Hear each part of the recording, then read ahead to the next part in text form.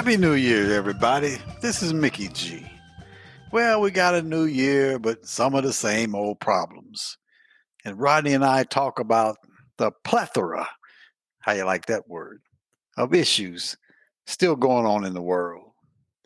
We hope you enjoyed this edition of Old Fools Talking Old School. But yeah, man, ain't nothing cheap no more. No. But I don't want it to be cheap. I want it to be reasonable. My God, that's ridiculous. Yeah, you're right. The day of cheap is pretty much gone. Mm-hmm. You know, you ain't no bargains no more. I used to tell Mary that. I used to say, well, they got, so and so on sale at Kroger. She said, Mickey, there ain't no sale. I used to pay, $4 or $5 less than that for. Yeah. And during these times they'll call it a sale. Yeah. She said that ain't no sale. Right. I said, well, yeah, I guess because she knows all them prices and things. So I mean, she knows. Yeah, that's Rosa, man. She was like, because I can come in here sometime with something. She goes, you bought 2 of those? I'm like, yeah. Those things are so overpriced. She said, I used to pay blah blah blah. And the classic one is them crystals that you put in the laundry that make it smell good. Right. She said, I don't even buy them no more. Them things too expensive. I done come in here with 2 or 3 of them. I thought it was a good deal. Yeah. And I'm that kind of person too, that if it's something that I'm going to get, sometimes I don't even pay attention to price. Exactly. It's what I want. I'm going to get it. I'm gonna get it. Yeah. And I know, Meredith says, well, how much you pay for that? I don't know. Go look at the receipt. It's what I wanted. I wanted to get it. I got it. Yes, sir. Yeah. And I know that probably ain't the most, financially responsible way of doing things, but there's just times where I ain't caring about the price. I want that and I got it, That's right. For one of the little store we got here, they have everything up there. When you don't go to the commissary, everything is like buy one $5, buy 2 $8.50. I'm like, what a bargain. So shit, I'll just get 4 of these. Don't have to buy no more. Boy, she come in there like, you bought 4 of these things? I said, well, you ain't got to go back no time soon. I used to pay $2.99 for them days gone. But they always had them 2 buy 1. That's where I buy my sodas when I get ready to stock my refrigerator. I go over there and they have them little $4.99, $5.99, $6.99, whichever one you buy, the 12-pack. And if you buy the second one, you get it half off. So I stock up on them and stack them out there in that garage till it's time to refill. But we need to slow down on them sodas. Yeah, we're the same way. I mean, I don't drink a lot of them, but I could slow down. Mm-hmm. Yeah, that's what I need to do. I need to do that, but I drink a lot of water though too, man. I went over today to Sam's and stocked up on my 20-ounce Ozarka water. I'm getting too old, boy. I usually get like 5 or 6 of them. I stopped at 4 today. Like, shit, this is enough. Them boys coming over here this weekend. Hey, man, go get that water out my truck. So what do you think about old dummy Trump there, man? I'm tell you the truth. I'm at the point where I don't even think anymore. Yeah, I just look at the situation with the people that are supposedly trying to run against him, mm-hmm. and it just seems like every bad thing that happens, his ratings go up. Mm-hmm. And I just get to the point now where I just don't even think about it no more. I know what you mean. I'm done with it, man. I just started turning the channel. I was watching some little cartoon the other day because there wasn't nothing on. I was like, used to be MSNBC or CNN was my go-to. Now I don't want to hear all this same old stuff. He say something different, stupid every day. Yeah. And there's no consequences to be suffered from it. Yeah. And I just look at the machine, how it works. He can hang around, but they sure want to vilify Kamala Harris and make her look like she's inept when she's been pretty effective. It's just that she's I'm hesitant to criticize her, but I said this a long time ago. You're not in a position to where you can basically be funny and laugh and all that. They don't want you to do that because they don't think you're supposed to be that. You need to be serious for the most part. And it's a shame you can't be who you are, but they'd go out of their way to make her look like she don't know what she's doing. Yeah, yeah, and it's. I was reading something the other day, and I forgot exactly how it said it, but it was almost like you can't. We're almost to the point where you can't believe hardly anything you read Right. or hear anymore. Mm. It's just there was a time where if you read something in the newspaper or things of that nature, you could almost take pretty good faith that it was a pretty accurate report. Yep. Even though I know that there was yellow journalism, that kind of thing, even years ago, but for the most part, you could do that. Now, like I say, there's everybody's got their own spin, their own opinion, their own agenda and things, and it's almost like it's hard to go and just get just the basic, almost news that's just unbiased, and it's always somebody's got a spin on it, and I don't care what happens. There's going to be somebody that's got something against it, or can find some reason to say they've got a bias against it, or things of that nature, and it just, as you say, after a while, it just gets old. Especially with our political system. Yes, to yes. me, it's one of the perfect examples of where we've gotten to is our political system. Oh, no doubt, no doubt. I mean, it's to the point now where their whole emphasis and their whole purpose is to be the first one to put it out there. Ain't nobody verified nothing. You just throw it there up against the wall and see what sticks. Yeah. And it gets to be tiring trying to decipher it, which we've never known the whole truth, but at least you can count on, 40, 50% of it to be pretty accurate. But now you can't count on none of it. And it just gets to be a pain in the ass, man. Yeah. I mean, I just, listening the last couple of months to the things going on in Israel and I'm, like I say, I'm not so smart about all that kind of stuff to know the ins and outs and all that kind of thing. But I realize that, innocent people in any kind of war, innocent people get killed. That's part of the collateral damage. I know that. But I've always said to myself, if you smack the bear, don't be complaining to me about what happened after the bear smacks you back. Exactly. I'm like, people say, well, they should cut back on this and come back. Well, if you hadn't smacked the bear, you wouldn't be in this position, would you? And I know Hamas is not, doesn't speak for all of the Palestinians and things of that nature, but it just, I don't know. It's just one of those situations that I just don't quite understand. I mean, sort of like y'all started it, now you sort of wanting people to come to your rescue. But I know that's that's another one that's a political hotbed too. How how much we support them in Ukraine. I know that's a political hotbed too, and I don't know. And I know there's no easy answers. I mean, if you continue to give them money, the question is always going to be, well, when do you stop? I mean, if they're sort of never going to win this war, we're just going to give them money forever.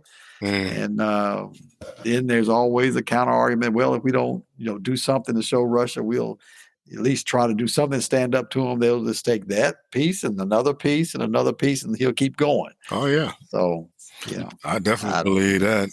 But I as far as Israel is concerned, I think that we've put ourselves in a position to at all costs, we got to support them. I mean, if you got that kind of influence, you need to tell not Netanyahu with his bigoted ass, because they're always hollering about how the Palestinians. Well, they said they want to kill all Jews. I said, well, they say that. I said, but Netanyahu is actually killing Palestinians.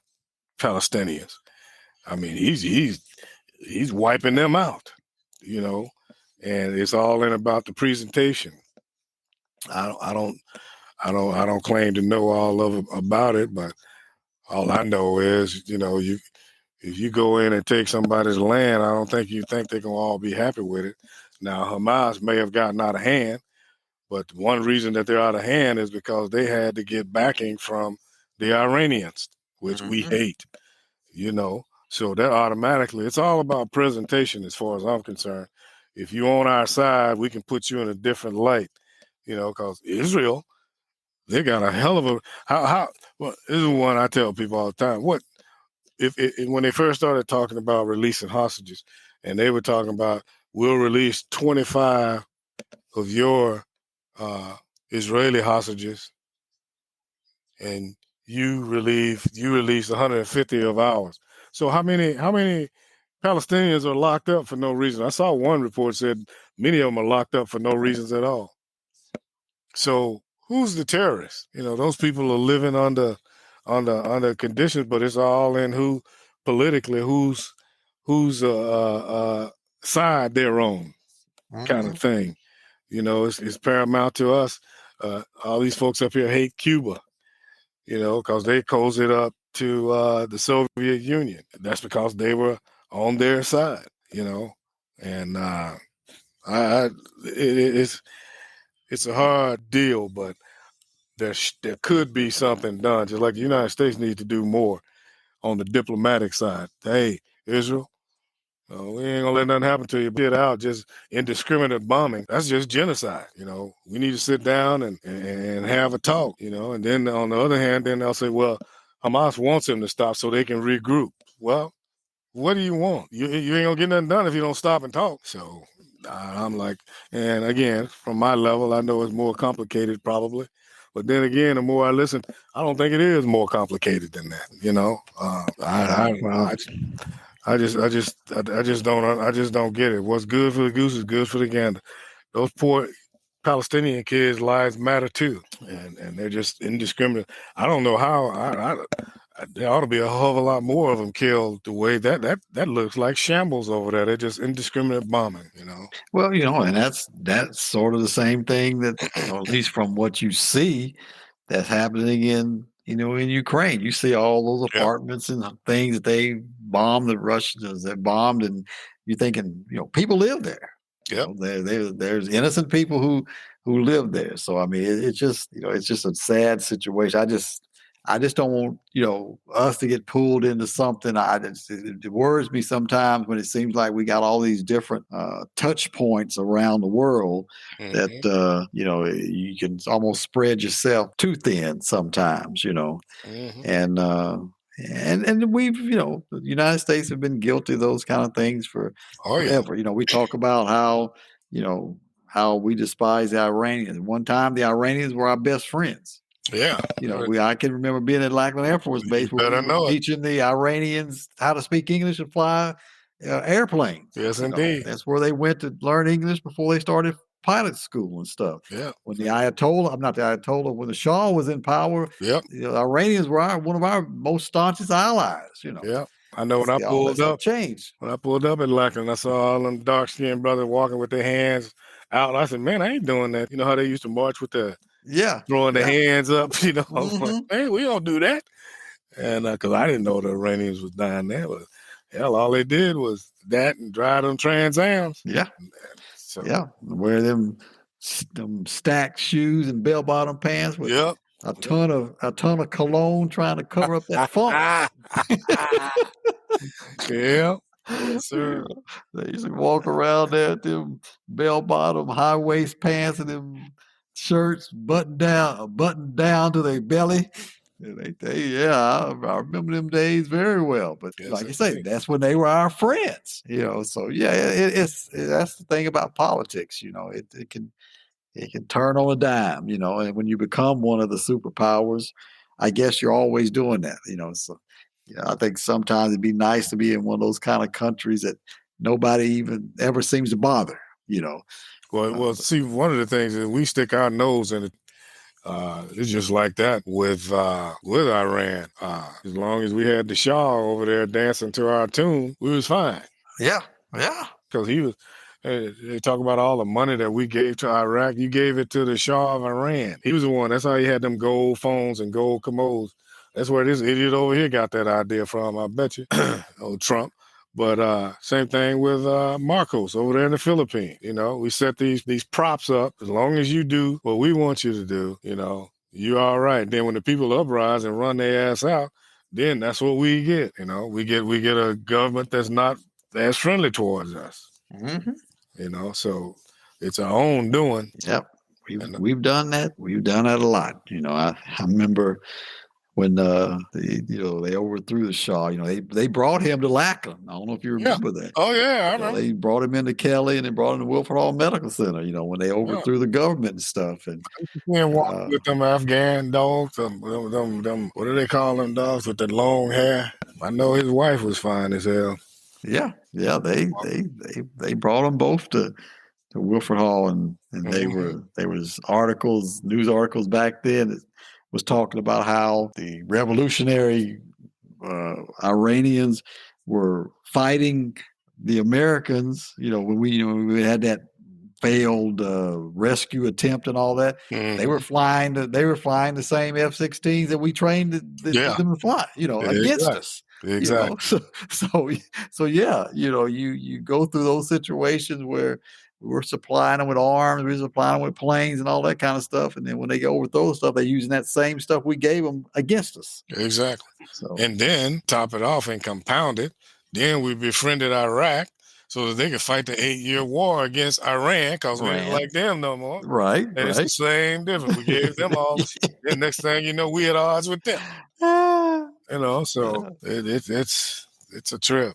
That's the nature of our politics. We'll jump in bed with anybody for a while, and then when we get kicked out there, we'll go ahead and jump in another one for a while. We've done that, and and I guess that goes back to some people's idea that globalization, as a superpower, you gotta you gotta be involved in everything because that's your role in the world.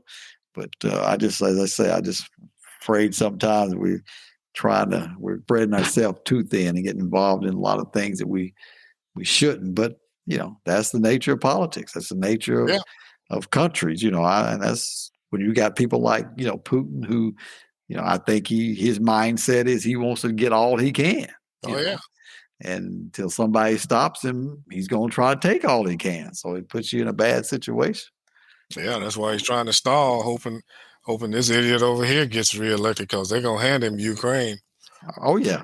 I'm sure that's going to be one of the first things decision they make if he gets back in, and unless the Democrats do something that's very much unexpected, I think there's a very good chance of that happening. Because I like Joe Biden, but I don't know. I think he's got a lot of things going against him that I don't know if he's going to be able to overcome unless Trump does something a lot stupider than he's done already. Well, There's some people who don't care. Yeah, he's done a multitude of it ain't affected him so far. That's what I'm saying. Yeah. So I'm like, the thing about Biden is, of course, I'm not there's some things that I disagree with him on that he hadn't done. But I know part of it is he can't get it done. He ain't got no backing. Again, it's another thing. President can sign it into law, but he can't present it. Nope. And but I think he's more well equipped to be on an even keel. And he's got people that's a lot smarter than him on issues around him. That's what an effective leader does. This idiot, he just want yes men to do what he think, and he ain't sophisticated at all, and no issue other than being a dumbass. So I don't know. I know we're gonna be in a lot of trouble if he gets back in there. Yeah, it'll be interesting to see what happens over the course of the next year or so, and see where things go. I don't know. It'll be interesting to see. I've never seen a situation where it seems like there's more and more evidence of the things that he's done and stuff like that, and people like almost like turn a blind eye to it. Yeah. I mean, I just haven't seen that kind of situation in a political environment before. But yeah, it seemed like you say the more. Matter of fact, he even said a couple of times, the more indictments I get, the more voters I get. Yeah. Yeah. And that it goes against what you would think would be logic. Yeah. But that seemed like exactly what's happening. That's that white supremacist attitude, and he's playing that role, and it's gonna be rough. What gets me is these people. I don't know what they think. You're gonna be the next one to be persecuted if he get back in office. Because the bottom line is your whiteness ain't gonna make you exempt from being poor. Yeah. But them the one that supports him the most. Yeah. Yeah. Yeah. I said I don't quite understand that. You have nothing in common with him other than him saying things that you'd like to say, but you ain't, you ain't got the balls to say it. But other than that, you ain't got nothing to care less about you. Exactly. But they just don't seem to understand that. Don't get no logic. This dude, they always hollering about the deficit. He's ran it up I don't know how much, trying to give his rich buddies some tax breaks and shit. These folks still ain't got sense enough to understand why the deficit is like it is. Oh no, they can't think that far. Mm-hmm. Yeah, you're asking a lot to be thinking that deep. No, no. Yeah, I'd like to see Putin's payroll because he paying a whole bunch of these GOP senators and House representatives to do his bidding. And that's what it's all about me. Mm-hmm. Yeah, exactly what it's all about. Get in office so you can make some money. Yeah. And forget about what the people want. You get in office and make some money. That's it. That is them. Yeah. Man. They leave Tuesday. This is Christmas weekend. Good God Almighty. Yeah. Yeah. Man. This time is rolling by, man. Good God Almighty! I was noticing the other day, man. I got confused on taking my trash cans out to the curb. I'm like, is this the week for recycle? I just took that out there. I thought, man, I had to wait till my neighbors take theirs out to see what day we on, man. It look like it'll be Monday, and then all of a sudden it's Monday again, real quick. Yeah. We was talking about that tonight at our meeting. I said, we back in the day when we talked about couldn't wait for the weekend and couldn't wait for this and that. I said, I can wait now because it's going by far too fast. Far too fast, man. Far too fast. I can wait. Yeah, buddy. I'm like, this is ridiculous, man. And I was looking too. A little preacher we got there. His wife had to correct him. His birthday was the day before mine. Mm-hmm. And he was talking about, no, I'm 68. I'm 68. Why, like, no, you're not. You're 67. he kept hollering, I know how old I am. Oh, I'm 68. So I went out because we had bought some Christmas stuff for a little kid from the Salvation Army. So I left it in the truck. I went to go get it. I said, your boy sitting up there still talking about he's 68. Yeah, no, he fessed up. He said, yeah, my wife told me I'm 67, but he up there had everybody believing he was 68. Yeah. But I understand that because sometimes I'll be sitting up here like, damn, how old am I? Yeah. But I tell you, I would rather not be getting myself an extra year. I'd rather be saying I'm 66 when I'm 67 than saying I'm older than I really am. But, I'm telling you, because it'll be here before we know it. I tell you, I don't want to be adding no more than I got. So same way. Used to think, boy, sure be glad when I turn. So, boy, that's a long ways away. These birthdays be rolling around so quick. Oh, like, man. Yeah. That's what this one girl was saying when we was talking. She said, I can remember I couldn't wait to get 21. That magic number was 21. Yeah. And she said, next year I'll be 61. said, yeah. I said, yeah, time goes It fast. passed that quick. You Yes, sir. couldn't wait. You couldn't wait. I remember, to us it was 18. Can't wait to get to be 18. Can't wait to be 18. Yeah, I said, yeah, I'm the same way. Yeah, Rosa was down there decorating the dining room for Lynn's birthday. And she had a placard down there, something about a happy 40th birthday. I'm like, damn, 40 years old. I'm like, good God Almighty. I remember that Negro peeing on me when I was changing his diapers. Yeah. 40 years old. I was like, good God Almighty. Time flies, boy. I tell you, it seems like it flies by even more, and of course, it doesn't. I mean, Right. it doesn't, but it just seemed like it just flying by. Yeah. Hey. Man, you look up one day, it's January, and then it's May. Well, yeah, that's the thing. I used to I'd sit up there in my office, look out, and during the winter, and it'd be all dreary. Mm-hmm. All the leaves are off the trees and everything. I'd be saying, I just can't wait till, the trees start to bud and the bushes start to bud. Next thing I know, it's fall. And I was telling my neighbor the other day, I said, when I was getting my Christmas decorations out, I said, I could have swore I just put these decorations up last month. Yeah. And I'm getting them out again. I said, boy, is time just flying by. Yeah, it is. Flying by. And I'm buddy. I was telling Roz another day, I said, well, you never know what God's plan is. Little lady next door, she ain't doing too well. And I'm like, we're finna go through another neighbor change, man. Well, makes you wonder what you're gonna get, Yeah. Man. Yeah, well, fortunately, we ain't gone through any of those in a while, and the ones that we got are pretty good. So I'm hoping they're gonna stay around for a while. But that's what we went through. One time, the next day, when he that America Home for Rent bought that house, Mm-hmm. they had a couple of people in there within a matter of a year. And the same thing. You just don't know what you're gonna get. Yeah. Been fortunate so far.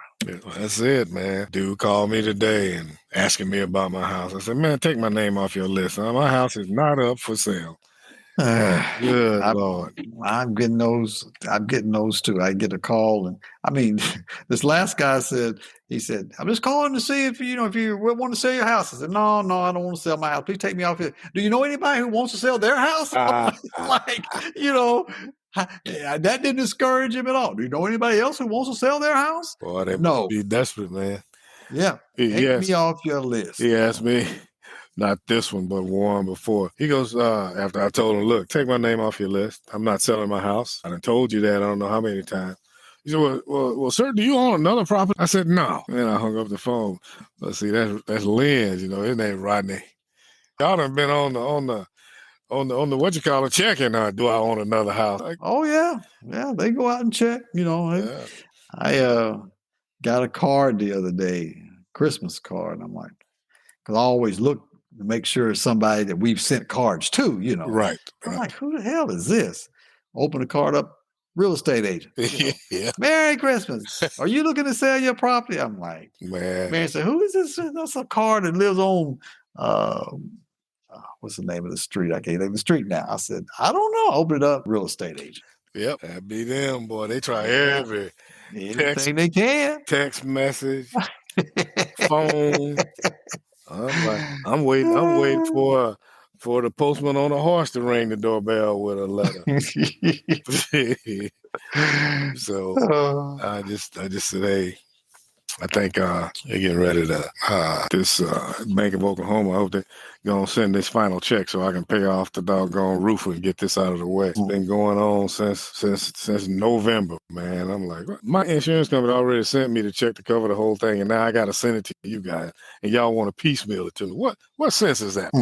So the dude, he's been pretty cool. He said, Mr. Turner, I just want you to know this is procedural. We're not doing anything, but it's been so long. They putting a procedural lien on the house because they ain't been paid yet. Yeah.